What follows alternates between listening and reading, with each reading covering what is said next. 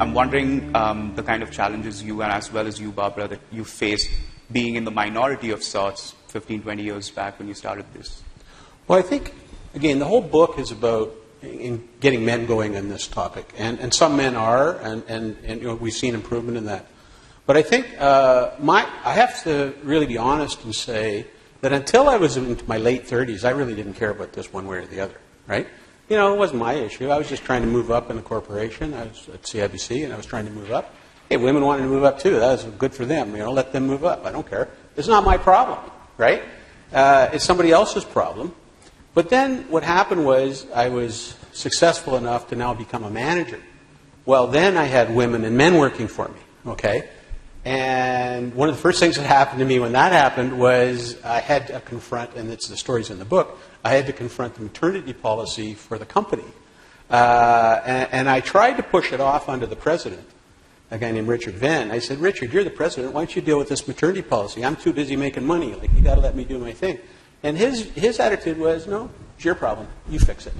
Right? And so I actually had to dig deep into that whole issue of maternity leave and find out what was bothering a whole group of our employees who actually worked for me. So then I started to think more and more about this. There's something going on here that I've got to pay more attention to. If I'm going to move up in the organization and be successful, I've got to figure out how to motivate and retain women as part of my organization.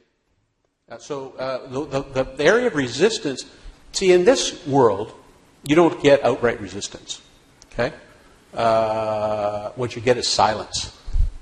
Okay, you don't have people now making speeches about how they're against women and moving women ahead. Nobody makes a speech about that anymore in corporate life. But what you get is people sit and listen to you. I would make a speech about how we have to do better in this area. And people would listen, say nothing. And then I do tell the story in the book that I would too often not get the response was, well, are you finished, Richard? Because we'd like to move on to some real business.